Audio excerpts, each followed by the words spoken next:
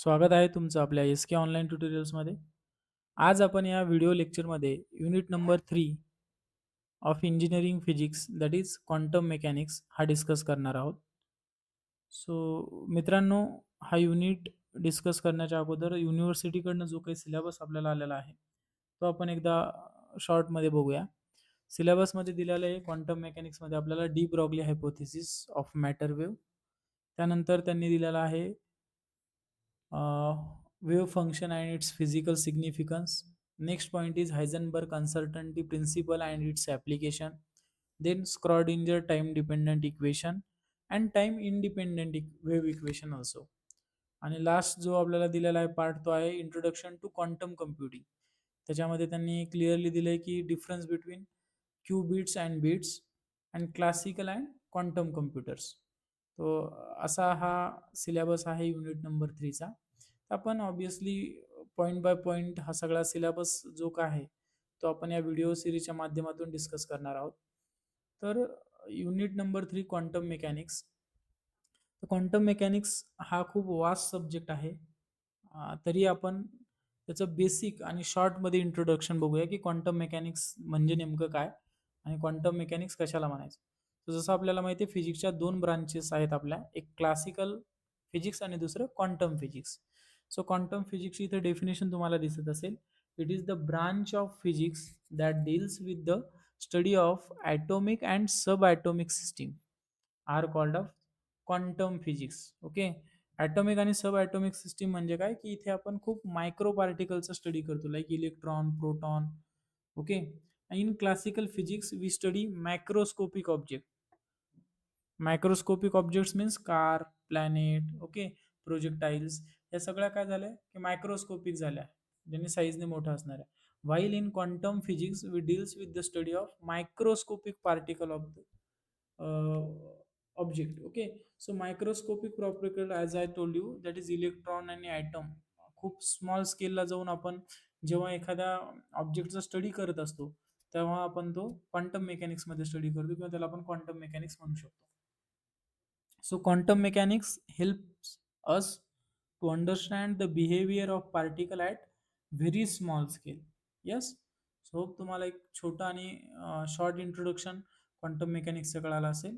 त्यानंतर आपण first point जो आहे या युनिट नंबरमध्ये that is D Broglie hypothesis for matter waves.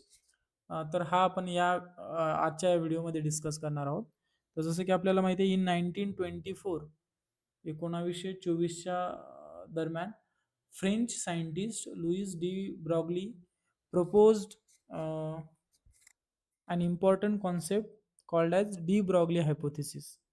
आणि खूप एक महत्त्वाचा कॉन्सेप्ट क्वांटम मेकॅनिक्सचा प्रपोज केला होता आणि नंतर आपण त्याला त्याच्या नावानेच तो जो कॉन्सेप्ट आहे किंवा जो हायपोथेसिस आहे ओळखला गेला that is D Broglie hypothesis. तर काय आहे तो आपण बघूया की त्याने सजेस्ट केलं होतं that is he suggested that matter waves also has a dual nature just like light. आपल्याला माहिती आहे की लाईटचं ड्युअल नेचर असतं. ड्युअल नेचर म्हणजे काय? Light behaves both simultaneously like particle and waves. Okay.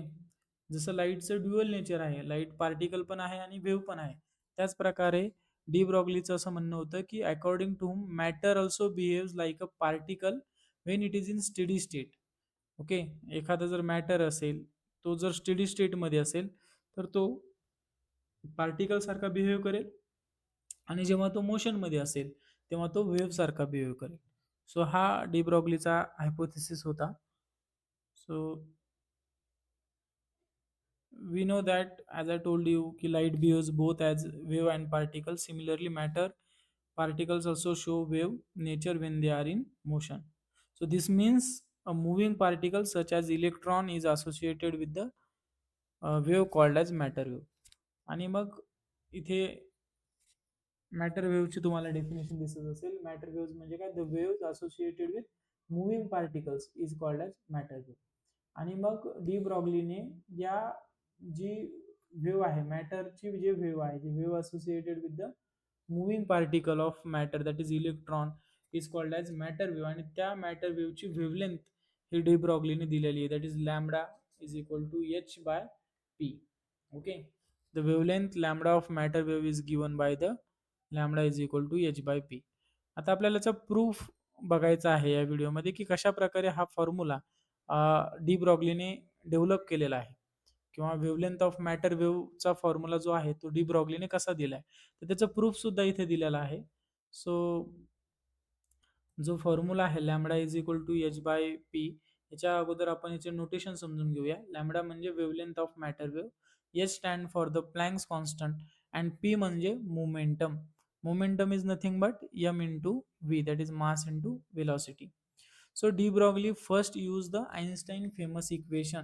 तर डी ब्रॉगलीने हा जो काही लॅमडाचा फॉर्म्युला तयार केलेला आहे त्याच्यासाठी दोन इक्वेशन यूज केलेले आहेत मित्रांनो. एक म्हणजे आइन्स्टाईनचं जे काही फेमस इक्वेशन आहे एनर्जी आणि मासचं, that is E equal to M C square. आणि दुसरं इक्वेशन त्यांनी वापरलेलं आहे using Planck's energy equation, that is E equal to E stand for energy H nu, where h is the Planck's constant and nu stand for the frequency. So since de Broglie believes particle and waves have the same test, the two energy would be the same. बरोबर, दोन energy जर same असतील तर त्यांनी काय केलं की ह्या इक्वेशनला कम्पेअर केलं. This is equation number 1 and this one is the equation number 2. त्याचे नोटेशन जर सांगायचे म्हणजे ते E equal to energy, M is the mass, C is the speed of light, आणि इकडे जर आला आपण तर E stand for energy, S stand for the Planck's constant, ज्याची व्हॅल्यू इथे दिलेली आहे. किती असते प्लँक्स कॉन्स्टंटची value? 6.63 into 10 to the power minus 34 joule second, and nu is the frequency. So या दोन इक्वेशनला त्यांचं म्हणणं आहे की एनर्जी सेम असेल. सो त्यांनी कम्पेअर केलंय, that is E equal to M C square is equal to H nu. Okay, हे एनर्जीला त्यांनी लेफ्ट हँड साईड सेम असेल तर आपल्याला राईट हँड साईड सुद्धा सेम असते. आता याला पुढे त्यांनी डिराईव्ह केलेला आहे. त्यांनी काय केलेलं आहे की जो काही फ्रिक्वेन्सीचा फॉर्म्युला आहे तो पुढे त्यांनी डेव्हलप केला की H nu is equal to M C square. याच्यानंतर न्यू जे आहे फ्रिक्वेन्सी त्याला आपण काय ठेवू शकतो, nu is equal to C upon lambda असं पुट करू शकतो. हे कसं आलंय मी एक शॉर्टमध्ये तुम्हाला इथे सांगतो. आपल्याला स्पीडचा फॉर्म्युला तर माहिती आहे, speed is equal to distance upon time. Okay, आणि वेव्हचं डिस्टन्स म्हणजे काय असतं, lambda, that is the wavelength, आणि 1 upon time into 1 upon time. याला आपण काय लिहू शकतो, स्पीडला आपण सी ने डिनोट करू शकतो. So C is equal to lambda 1 upon टाईला आपण फ्रिक्वेन्सी लिहू शकतो. हे रिलेशन आहे. याच्यावरून आपण असं तर लिहू शकतो, जर लॅमडा या साईडला जर आपण पाठवलं that is C by lambda. So nu is equal to C by lambda. इथे जी न्यू आहे फ्रिक्वेन्सी त्याला आपण सी बाय लॅमडा पुट केलं. So M C square is equal to H into न्यूच्या जागी सी बाय लॅमडा. आता C C get cancel, C square आणि सी गेट कॅन्सल, मग इकडे काय राहील लेफ्ट हँड साईडला फक्त M C H upon lambda. आता लॅमडा आपण त्या साईडला नेला आणि एम सी या साईडला घेऊन आलो आपण. So lambda is equal to H upon M into C. M into C is nothing but the momentum, ज्याला आपण पी ने डिनोट करतो. हेन्स अशा प्रकारे डी ब्रॉगलीने वेव्हलेंथ मॅटर वेव्हच्या वेव्हलेंथचा फॉर्म्युला दिला, that is lambda is equal to H by P. So या फॉर्म्युल्याच्या मदतीने आपण मॅटर वेव्हची वेव्हलेंथ फाइंड आउट करू शकतो according to de Broglie. I hope या व्हिडिओमध्ये तुम्हाला डी ब्रॉगलीचा हायपोथेसिस समजला असेल आणि त्याचा जो काही प्रूफ होता वेव्हलेंथचा तोही तुम्हाला समजून घेण्यासाठी मदत झाला असेल. So thanks for watching this video. Next व्हिडिओमध्ये आपण डिस्कस करणार आहोत की मॅटर वेव्ज अँड किंवा wave function and it's physical significance. त्यानंतर हायझेनबर्ग अनसर्टन्टी प्रिन्सिपल आपण डिस्कस करणार आहोत. त्यानंतर दोन्ही जे काही इक्वेशन आहेत स्क्रॉडिंजर टाइम डिपेंडंट आणि इंडिपेंडंट त्यांचे डेरिवेशन्स डिराईव्ह करणार आहोत. आणि ॲट द लास्ट आपण क्वांटम कम्प्युटर्स काय असतात त्याच्याविषयी डिस्कस करणार आहोत.